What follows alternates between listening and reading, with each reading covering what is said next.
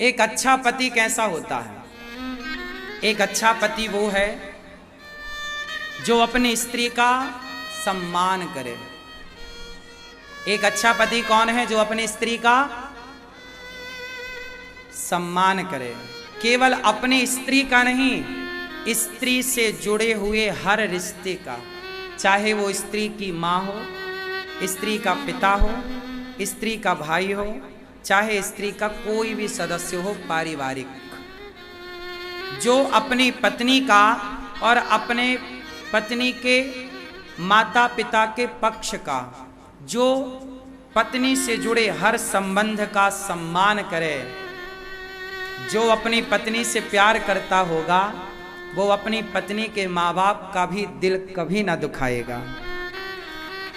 अब तुम पत्नी से करो प्यार और पत्नी के माता पिता को दो गालियां, हाँ या ना? बहुत सारे पुरुष ऐसा करते हैं, अपनी पत्नी के माता पिता को खूब गालियां देते हैं, तेरा बाप ऐसा, तेरी माँ ऐसी।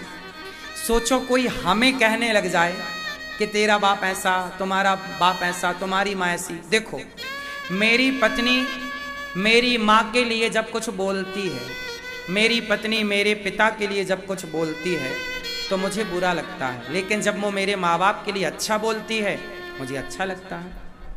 मैं जब अपनी पत्नी के माँ बाप के लिए कुछ बोलता हूँ अच्छा, तो उसे अच्छा लगता है। जब मैं कुछ बुरा बोलता हूँ तो उसे बुरा लगता है।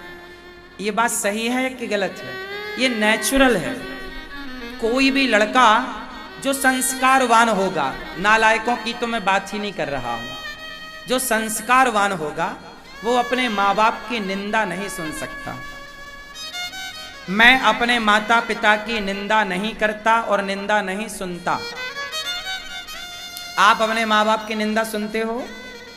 आप अपने माँ बाप की निंदा सुनते हो? जब पुरुष, आप में से कितने पुरुष हैं जो अपने माँ बाप की निंदा सुनते हैं? कितने हैं जो नहीं सुनना चाहते और नहीं सुनते? जो नहीं सुनते, नहीं सुनना चाहते, वो हाथ उठाएं। नहीं, जब आप अपने माँ बाप की निंदा नहीं सुनना चाहते तो फिर ये स्त्रियां हैं, क्या ये अपने माँ बाप की निंदा सुनना चाहेंगी? नहीं। तो कितनी स्त्रियां अपने माँ बाप की निंदा सुनना नहीं चाहती?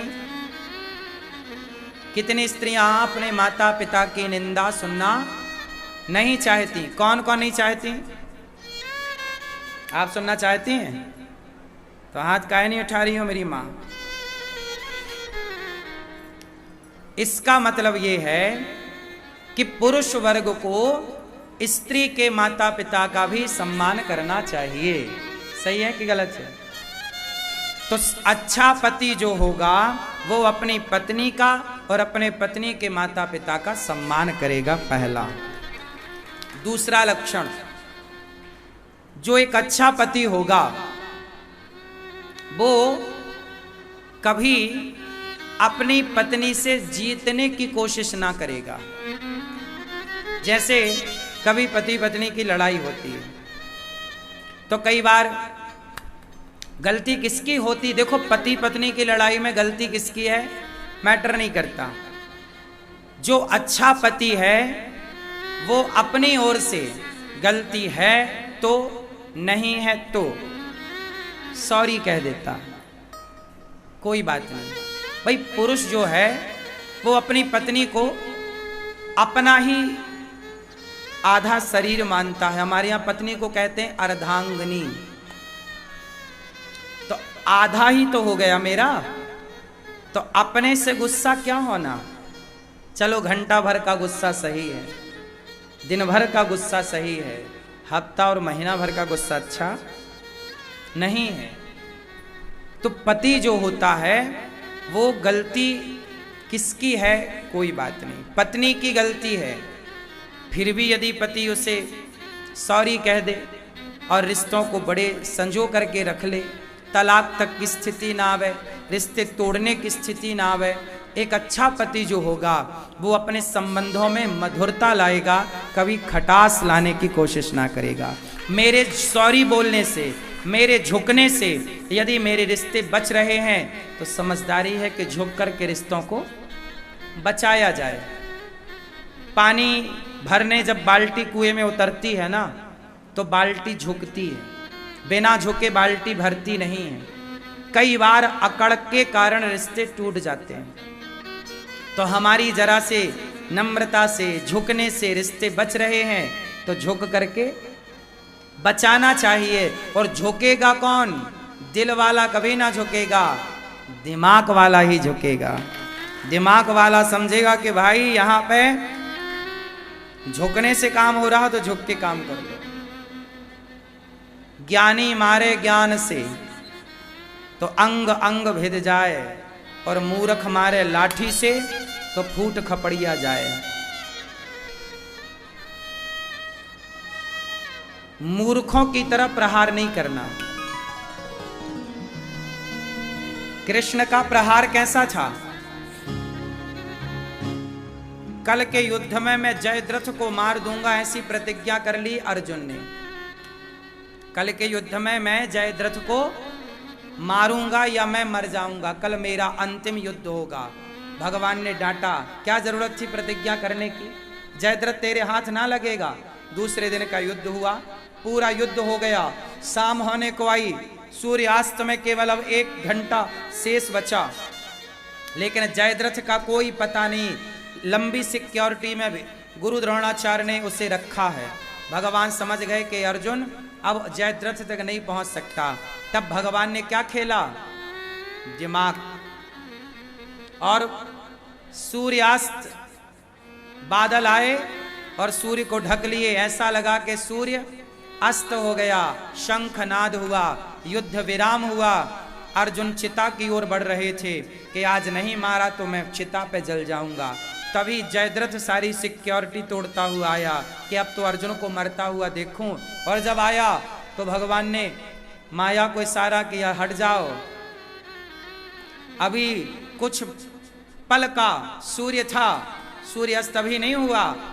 बादल हटे, किरण आई, भगवान ने कहा उठा अर्जुन गांडीव। उठाया गांडीव, जयद्रथ सामने खड़ा है, बाण मारा। कहा किसका सिर कटके इसके बाप की गोद में जाकर गिरे जो 1000 किलोमीटर दूर है। जो बाण मारा सिर कटके और जाके पिता की गोद में गिरा, और दोनों जयद्रथ और उनके पिता की मृत्यु हो गई, और भगवान ने अर्जुन की रक्षा की। अब बताओ यहां पे क्या हुआ? दिमाग लगा के नहीं? बोलो बोलो। फिर आप लोग दिमाग क्यों नहीं लगाते? तुम्हारा दिमाग बिल्कुल धरा धरा सड़ रहा है। हमारे भारत के नौजवान बच्चे अपने दिमाग का प्रयोग नहीं करते। ये दिमाग का प्रयोग करते तो भारत में बेरोजगारी ना होती।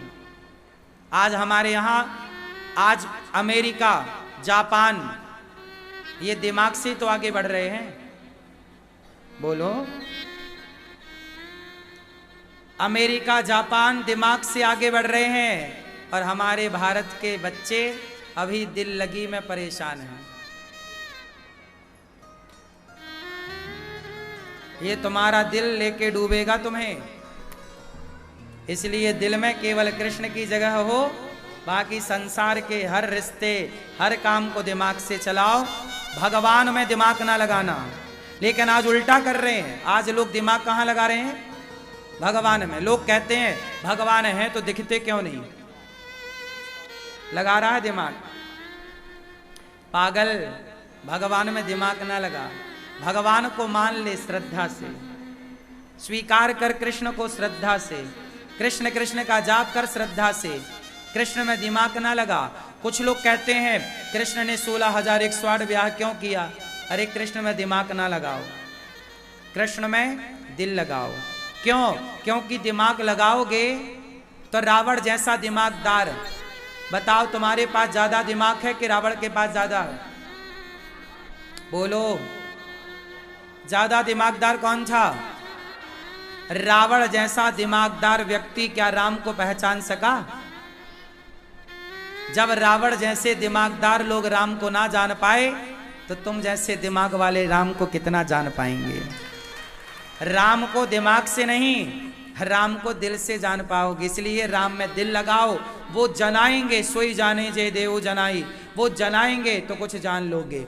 विभीषण को जना दिया तो विभीषण जान गए, हनुमान को जना दिया तो हनुमान जान गए, सुग्रीव को जना दिया तो सुग्रीव जान गए, जामवंत को जना दिया जामवंत जान गए, शबरी को जना दिया शबरी जान गई, शबरी जान गई राम को, पर रावण ना जान सका। शबरी जान गई राम को, लेकिन रावण क्यों? क्योंकि रावण ने दिमाग लगाया और शबरी ने दिल लगाया। शबरी ने दिल लगाया और रावण ने, हाँ, दिमाग लगाओ परिवार में, दिमाग लगाओ व्यापार में, भगवान में दिमाग नहीं, भगवान में दिल लगाओ। लेकिन आप लोग दिमाग से भगवान को जानना चाहते हैं। ईश्वर अतर्क है, राम अतर्क है। जो तर्क से परे है उसे तर्क से क्या जानोगे? ईश्वर श्रद्धा का विषय है, संदेह का विषय नहीं। दिल का विषय है, दिमाग का विषय नहीं।